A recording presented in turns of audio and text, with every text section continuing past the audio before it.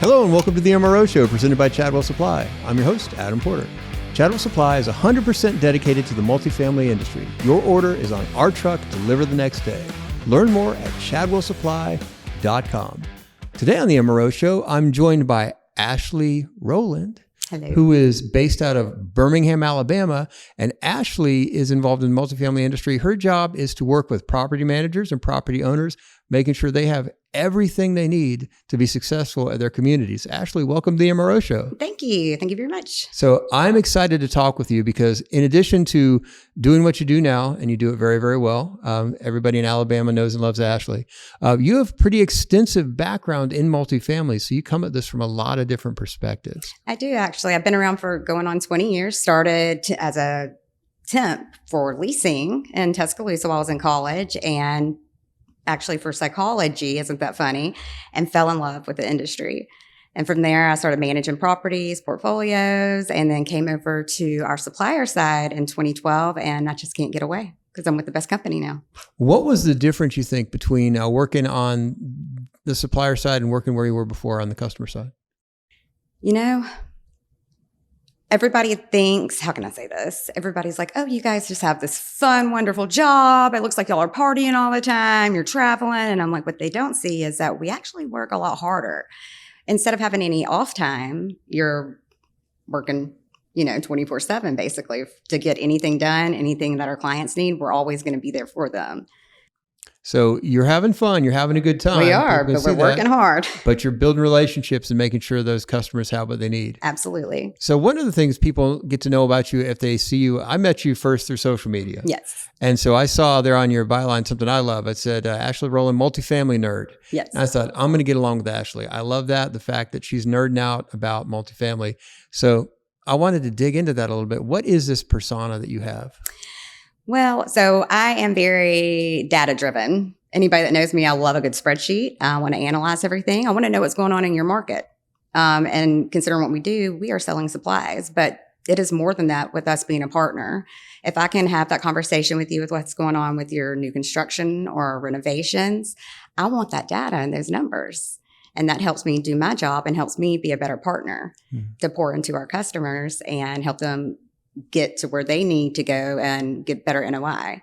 I love that. So better NOI comes with good facts. That's when right. you have the numbers right and those numbers are added up properly, you can predict where you're going to go and what you're going to get out of it. Absolutely. So talk to me a little bit about how you've been able to step in and help some customers do well, get that NOI and ROI as you're working with them. What are some ways that you do actually employ that talent and drive and love for the numbers?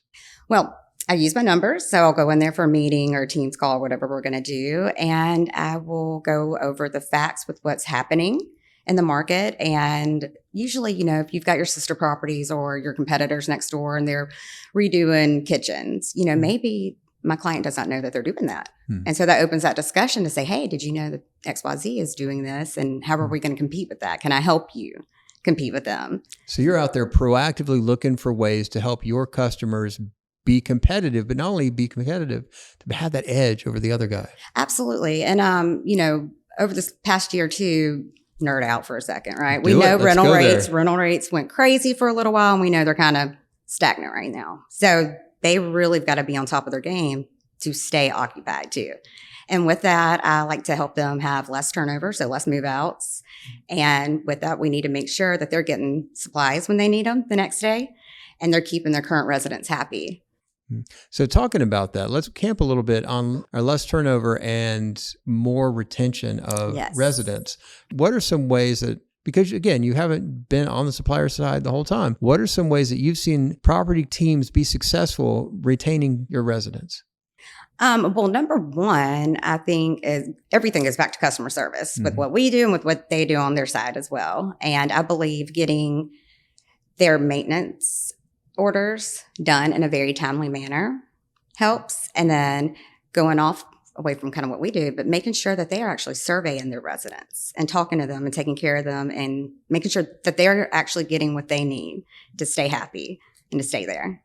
So you're actually actively encouraging them to go out, talk to your residents, find out what's going on, get that data. Get that data from your residents. And figure out, hey, when you have something concrete you can work on, you know where you're going. You can measure that a lot easier. Yeah. And then maybe what if them staying, and I know a lot of people used to do this back in the day, but let's upgrade them. Maybe all they want to stay, they need a new stove or a new fan or something.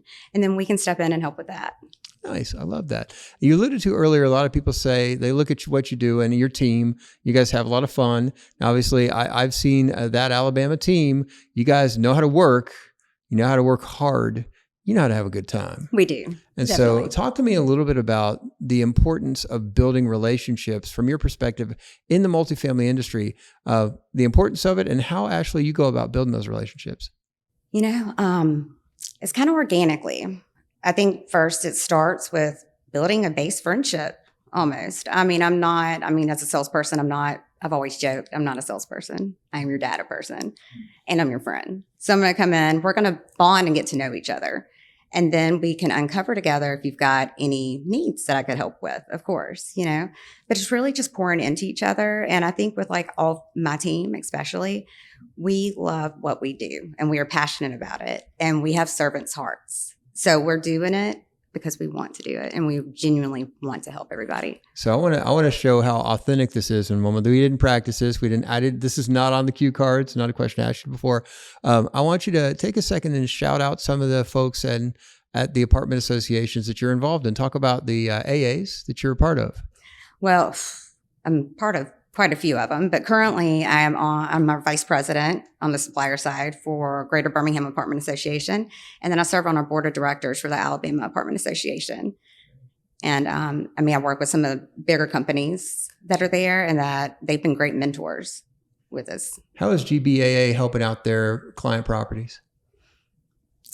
Well, we do a lot of classes. We've actually got our team coming in at the end of February to teach a CPO class. And then we do a lot of legal, fair housing, things like that. So let's talk a little bit about that. The Chattel Supply does offer training for maintenance teams. You can come in and be able to help your folks learn how to do what they need to do to take better care of your customers. And it's through the apartment associations that they can have that partnership. Yes, we do. And we actually hired on more trainers. So I'm very excited about this. So I'm in national accounts and I have some large accounts that would like personal training, kind of one-on-one. And we are actually able to tailor to them in the future. So we can go in, get some more data, ask the right questions. That's right. I'm sensing a trend here, Ashley. You're asking the right questions, find out what they need, find a way to meet the need. If you don't have it, you go get more so you can get more of it. We needed more trainers. Just ask all the questions. More training. Ask all the questions. Okay. So thinking about that growth, because we do see opportunities happening. Now, there are some challenges in the industry. 2024 was rough on multifamily. We had some, the economy as a whole was rough. Inflation was rough. So there wasn't a lot of money for investment. We know that rents were capped and we kind of hit some walls and some ceilings. We did. But as we know in renovations, if your walls and ceilings are there, you can change what's on the inside. We can. To make it work better. Yeah. I did notice too, because I was looking at my data, but actually year over year, the past 5 years, new construction has actually grown 37%. Oh, wow. But as we do see, because that's why things are leveling out. We've got all this new product coming on, and so it's not all bad. Everything's still booming. It's just a slower process right now. What are some ways that you can help those national accounts as they're kind of looking at the big picture, looking at their numbers, and they see some things, maybe some things are slowing down a little bit. They're over 5 years. It's looking good. You say 37%, you said? 37. That's pretty good. That's a good number. But they do see things starting to plateau a little bit. What are some ways that you and your team can step in and help them make the most of the situation as it is? I'm really sitting down, their local reps can do this with them too, or I would, on the upper level, but sit down and come out with a plan. Just really asking what they're worried about and seeing what we can do. Right now, a lot of them are worried about the new HVAC systems. And so literally I sit down with them and we've come out with a plan to roll it out at certain properties over X amount of months. And it's just being there and making almost like a special program and time frame for each individual client. So let me ask you this. Over 20 years in the industry, obviously there's some things in multifamily that are not going to change. They're going to be consistent. People need a safe place to be. They want to be a comfortable place to call home. Definitely. Technology is changing.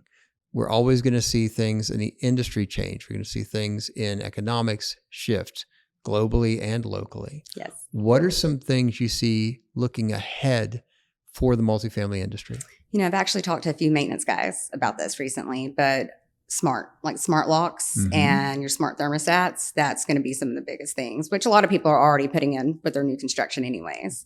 And then it's not tech, but pickleball.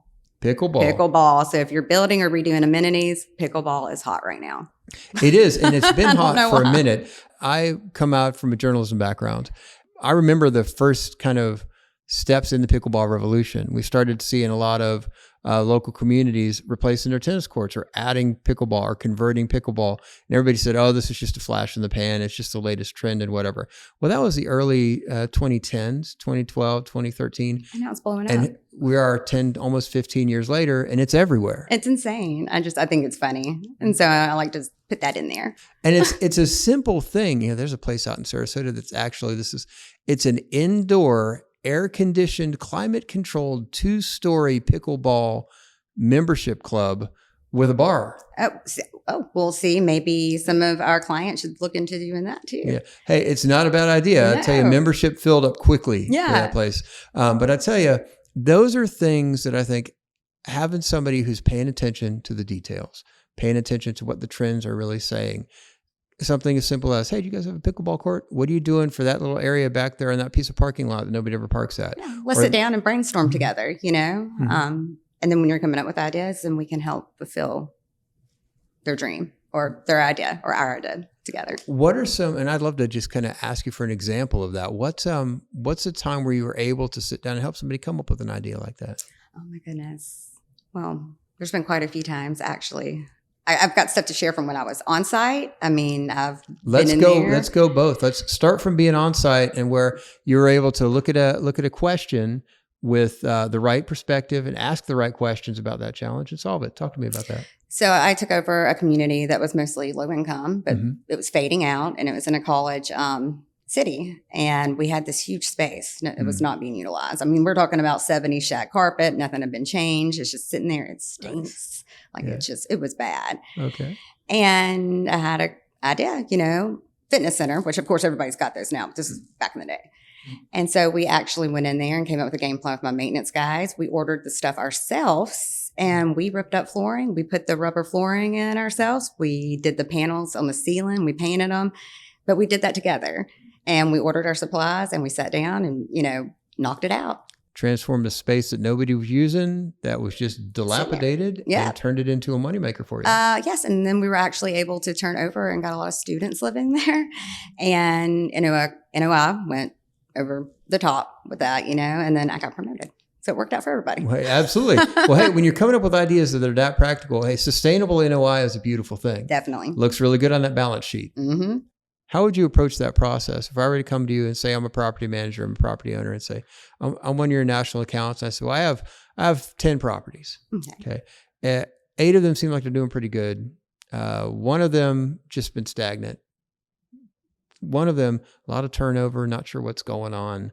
We're not seeing retention. I don't know what to do. How would you help them approach that problem? Well, I would want that one probably. I'm going to go in there and again, dig into it, see why people are moving out, what's going on there. Are they moving out because they want different amenities somewhere else? Are they wanting different type of flooring somewhere else? Find out what's going on, the root of the problem, and help fix that. If it was another one though, and they have extra space, I would look at talking to our renovation guys to come in, maybe putting in a kitchen that could be utilized for their residents. Or workspaces, workspaces are hot. And I had the Nashville market for a while too. And something really cool they started doing there is putting in studios. So private studios for podcasters, because that's hot. People work from home and they're doing that. Absolutely. And, it kind of got big during COVID, but now it's a staple almost in some areas. It's such a great way. Podcasting is a great way to connect with your audience. You can ask the right people the right questions and you get great answers that your audience appreciates. So I appreciate the plug. That's great. Unintentional plug there, but that's good. But podcasting, I like it. Studio, but shared spaces, creating amenities that residents are looking for, that maybe they might not come out and say to the person, that leasing agent, they may not say, do you have a podcast studio? Or do you have a fitness center? Or do you have a this? Or do you have a that? But they're looking for it. So if they're doing their follow-up leasing agents, if they are calling and seeing, well, where did you rent from? Let's find out why, And if they rented from their sister property and they have that, then bingo. Again, getting back to that data, asking the right questions to the right people, getting the right data, plugging all that in, and find your solutions. Absolutely. Ashley, thank you so much for sharing your perspective and sharing a great 3-step process to finding solutions and, you said, maintaining sustainable, increasing NOI. Yes. And looking ahead so that you can prepare for whatever comes. Yes, definitely. Thanks again. Thank you. If you enjoyed this episode of the MRO Show and you found the information helpful, please rate us 5 stars on your favorite podcast service. And for more information that's going to help you have a better day on your multifamily property, check out chadwellsupply.com/podcast.